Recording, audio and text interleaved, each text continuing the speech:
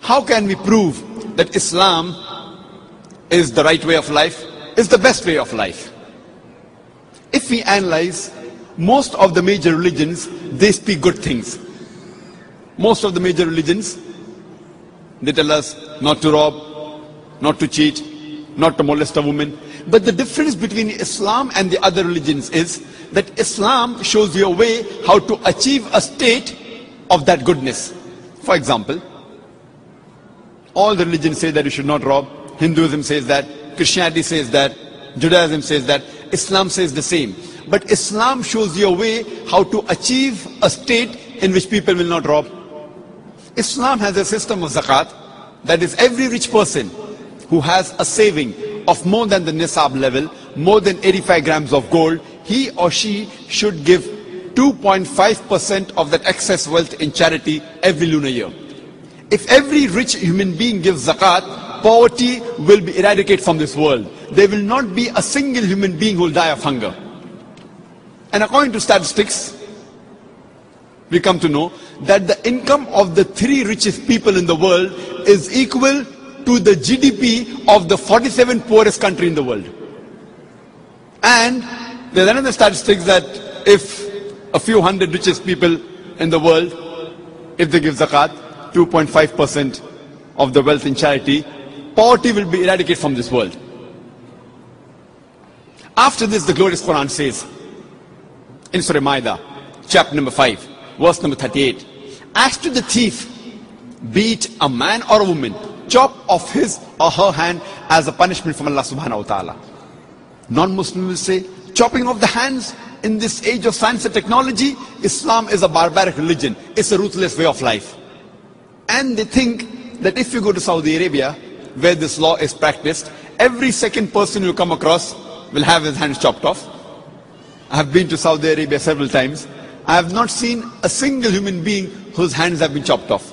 There may be a few people whose hands have been chopped off, but it is not as common as they think it is. Do you know today, people look up to USA, America, as one of the most advanced countries in the world. Do you know it has one of the highest rate of robbery and theft in the world?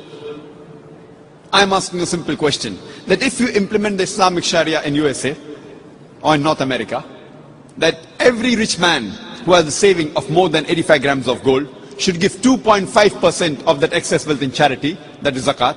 And after that, if any person robs, chop off his or her hand as a punishment. I'm asking a question, will the rate of robbery and theft, will it increase? Will it remain the same or will it decrease? But naturally it will decrease. It's a practical law. You implement the Sharia and you get results. That's the reason the least rate of robbery and theft in the world in any country, it's in Saudi Arabia.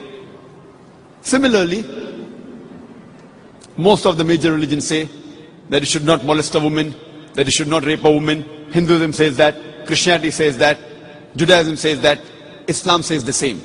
But Islam shows you a way how to achieve a state in which people, no man will molest or rape any woman. Islam has a system of hijab. Normally people speak about the hijab for the woman, but Allah subhanahu wa ta'ala in the glorious Quran first speaks about the hijab for the man and then for the woman. Allah says in the Quran in Surah Nur, chapter number 24, verse number 30, say to the believing man that he should lower his gaze and guard his modesty. That whenever any brazen thought comes in your mind, whenever anyone looks at a woman, the man, he should lower his gaze. After that, the Quran speaks about the hijab for the woman in Surah Nur, chapter 24, verse number 31, where Allah says, say to the believing woman that she should lower her gaze and guard her modesty, and display not her beauty except what appears ordinary of, and draw her veil, a head covering, over the bosom, and display not her beauty except in front of her husband, her son, her father, and a big list of mahram, the close relatives which she can't marry, is given. There are basically 6 criteria for hijab given in the Quran and the Sahih Hadith. The first is the extent which differs between the man and the woman. For the man, it's from the navel to the knee. For the woman, the complete body should be covered. The only part that can be seen are the face and the hands up to the wrist. The remaining 5 criteria are the same for the man and the woman. The second is the clothes they wear, it should not be tight so that it reveals the figure. Third, it should not be transparent. Fourth, it should not be so glamorous so that it attracts the opposite sex. Fifth, it should not resemble that of the opposite sex. And sixth, it should not be a sign of the unbeliever.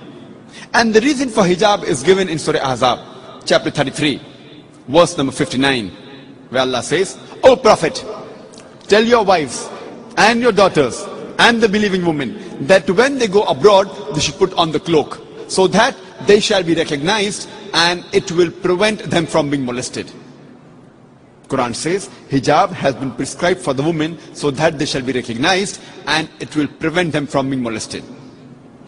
For example, if there are two twin sisters who are very beautiful, who are equally beautiful, and if they are walking down the streets of Toronto, maybe Yonge Street, and if one twin sister, she is wearing the Islamic hijab, the complete body cover except the face and the hands up to the wrist, and the other twin sister, she is wearing the western clothes, the mini skirts or short, and if round the corner there is a hooligan, there is a ruffian who's waiting for a catch, who's waiting to tease a girl, which girl will he tease? Will he tease the girl wearing the Islamic hijab, or will he tease the girl wearing the mini skirts or short?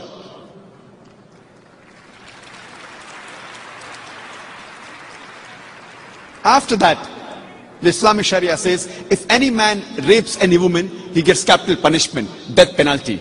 People say, death penalty? In this age of science and technology, Islam is a barbaric religion. It's a ruthless way of life. But when I ask this question to thousands of non-Muslims, that God forbid, if someone rapes your mother, rapes your sister, and if you are made the judge, and if the rapist is brought in front of you, what punishment will you give him? And all of them, 100% said, we will put him to death. Some went to the extent of saying, we will torture him to death. So why these double standards? Someone rapes your mother, your sister, you want to put him to death.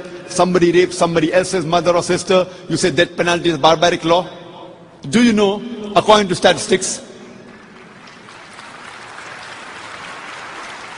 USA, which happens to be one of the most advanced countries in the world, do you know it has one of the highest rates of rape in the world? According to the FBI statistics, in 1990 alone, on average, every day, 1,756 rapes took place every day in the year 1990. According to the US Department of Justice, in the year 1996, on average, every day, 2,713 cases of rape took place. In the year 1990, 1,756. In the year 1996, 2,713. Maybe the Americans got more bold. That means every 32 seconds, one rape is taking place in USA.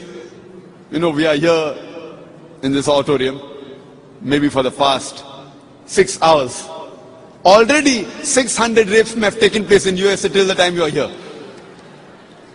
I am asking the question that if you implement the Islamic Sharia in USA, that if any man looks at a woman, any brazen thought, any unashamed thought comes in his mind, he should lower his gaze. After that, every woman should be properly covered, complete body, except the face and the hands up to the wrist. After that, any man rapes a woman, capital punishment. I am asking the question, will the rate of rape in America, in USA, will it increase? Will it remain the same, or will it decrease? Will it increase? Will it remain the same, or will it decrease? It will decrease. It's a practical law. You implement the Sharia and you get results. That is the reason I say Islam, besides speaking good things, it shows you a way how to achieve the state of goodness. Therefore I say that Islam is the best way of life. And Allah says in the Quran, in Surah Al-Imran, chapter number 3, verse number 19, Inna Dina Indallahi al-Islam. The only religion acceptable in the sight of Allah is Islam. Takbir.